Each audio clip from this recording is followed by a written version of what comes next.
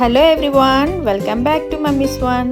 ఈరోజు మన ఛానల్లోని బాదం షేక్ని ఎలా ప్రిపేర్ చేయాలో చూపిస్తాను. సమ్మర్ వచ్చేసింది కదండి. సమ్మర్ అంటే వేడి ఎక్కువగా చేస్తుంది. సో ఈ వేసవి కాలంలోని ఎనర్జీ డ్రింక్, అలాగే బాడీలో హీట్ని తగ్గించే ఈ డ్రింక్ని ఎలా ప్రిపేర్ చేయాలో చూపిస్తాను. వీడియో ఎక్కడ స్కిప్ చేయకుండా లాస్ట్ వరకు చూసేయండి, మీరు కూడా నేర్చుకుందురు కానీ. సో దీనికోసం ముందుగా చియా సీడ్స్ని 2 స్పూన్స్ని తీసుకుంటున్నాను. చియా సీడ్స్ బదులు సబ్జా గింజల్ని కూడా మనం తీసుకోవచ్చు. సో వాటిని ఇలా కొద్దిగా వాటర్ పోసి నానబెట్టుకోవాలన్నమాట. ఒక 1 అవర్ ముందు ఇలా నానబెట్టుకుంటే అవి మంచిగా ఎంబోజ్ అయ్యి చక్కగా నానిపోతాయి. వీటిని అయితే పక్కన పెట్టేసుకుందాము.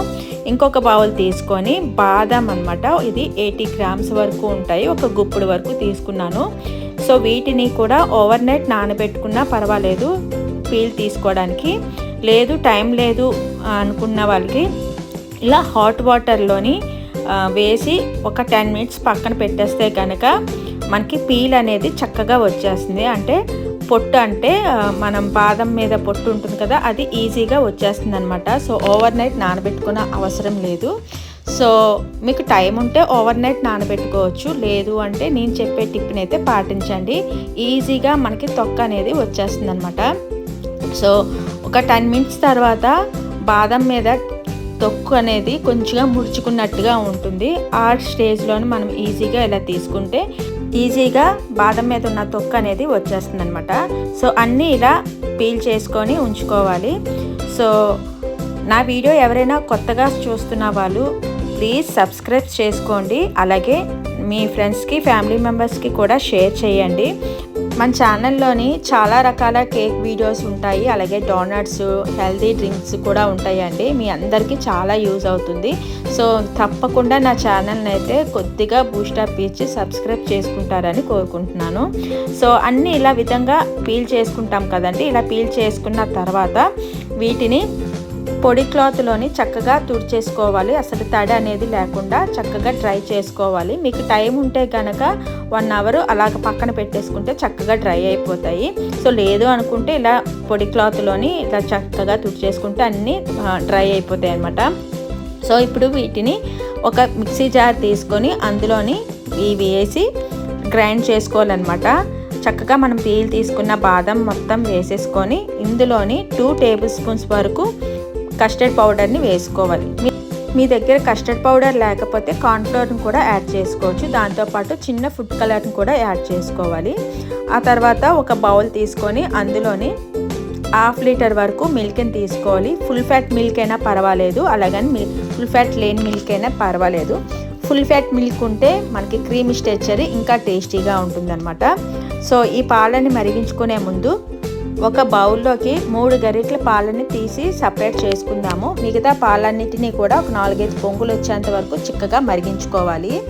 సో ఈ పాలని మిక్సీలో వేసుకున్న బాదం కస్టర్డ్ పౌడర్లోని కొద్దిగా మిల్క్ని వేసి గ్రైండ్ చేసుకోవాలి. మెత్తటి పేస్ట్ లాగా అయిపోవాలన్నమాట. ఎక్కడా కూడా బాదం పలుకులు లేకుండా పేస్ట్ లాగా చేసుకోవాలి. సో నేను గ్రైండ్ చేసి తీసుకొచ్చాను కదా, చూసారు కదా, మంచిగా పేస్ట్ లాగా వచ్చింది. మంచి కలర్ కూడా వస్తుంది.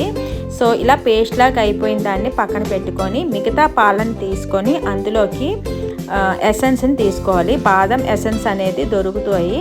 మీకు దగ్గర బాదం ఎసెన్స్ లేకపోతే ఎమోషనల్ అనేవి కూడా ఉంటుంది. ఎమోషనల్కి అలాగే బాదం ఎసెన్స్కి తేడా ఏంటంటే ఎసెన్స్ నార్మల్గా ఫ్లేవర్ కోసం వాడతారండి. ఎమోషనల్ అనేది కొంచెం ఫ్లేవర్తో పాటు కలర్ కూడా వస్తుంది.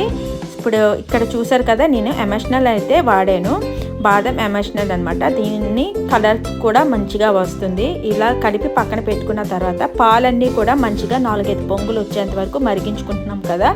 ఈ మరిగిన పాలల్లోని ఇప్పుడు షుగర్ అనేది యాడ్ చేసుకోవాలి. సో నేను ఇక్కడ 80 గ్రామ్స్ వరకు షుగర్ని యాడ్ చేసుకుంటున్నాను. సో షుగర్కి బదులు కండెన్స్డ్ మిల్క్ కూడా వేసుకుంటే రిచ్ టేస్ట్ అనేది వస్తుందండి. సో షుగర్ మొత్తం అంతా కరిగేంత వరకు బాగా మరిగించుకోవాలి.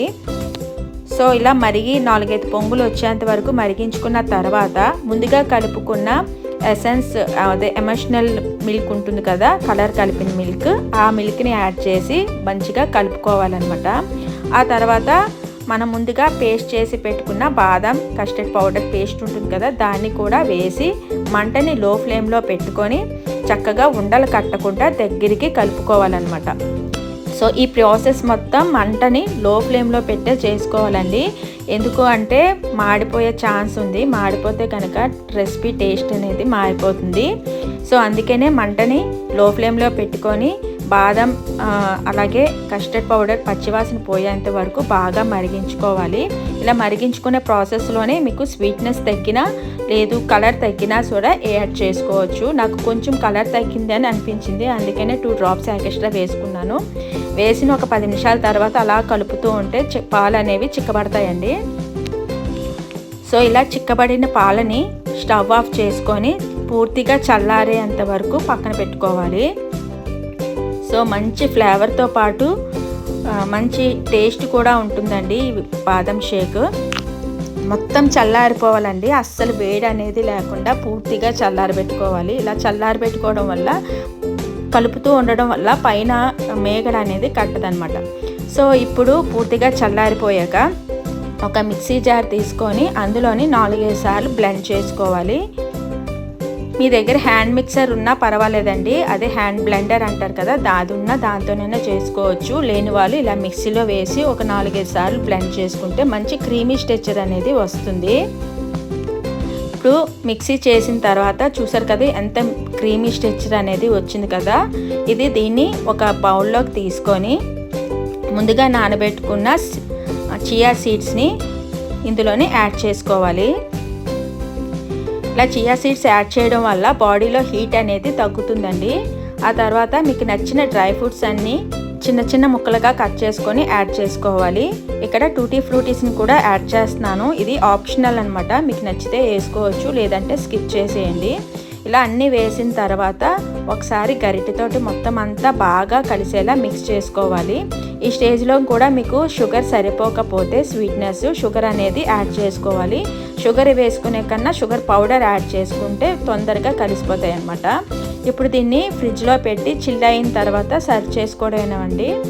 అంతేనండి, ఈ వేసవికాలంలో వేడిని తగ్గించి హెల్తీ అయిన బాదం షేక్ని ఈజీగా ప్రిపేర్ చేశాను.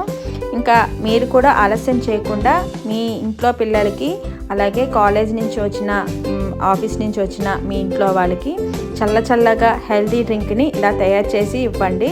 చాలా హ్యాపీగా ఫీల్ అయ్యి తాగుతారు. ఫైనల్గా గ్లాస్లో వేసి ఇలా గార్నిష్ చేసి ఇచ్చారంటే ఇంకా హ్యాపీగా ఫీల్ అవుతారనమాట. సో దీంతోపాటు కొద్దిగా స్ట్రాలు పెట్టేసి నేనైతే సర్వ్ చేశాను, చాలా బాగుంది. మీ ఇంట్లో వాళ్ళకి ఇలా సర్వ్ చేసి ఇచ్చారు అంటే చాలా హ్యాపీగా తాగేస్తారండి. హెల్తీకి హెల్తీ అలాగే బాడీలో హీట్ని తగ్గించే మంచి రెసిపీ అనమాట. తప్పకుండా మీరు కూడా ట్రై చేయండి. ట్రై చేసి ఎలా వచ్చిందనేది కూడా నా కామెంట్ సెక్షన్లో చెప్పండి. అలాగే ఈ వీడియో కనుక మీకు నచ్చితే ప్లీజ్ నా ఛానల్ని సబ్స్క్రైబ్ చేసుకోండి. మన ఛానల్లో ఇలాంటి వీడియోస్ చాలానే ఉన్నాయి. అలాగే మీ ఫ్రెండ్స్కి ఫ్యామిలీ మెంబర్స్కి కూడా షేర్ చేయండి. నెక్స్ట్ వీడియోలో కలుద్దాం. అంతవరకు బాయ్ బాయ్.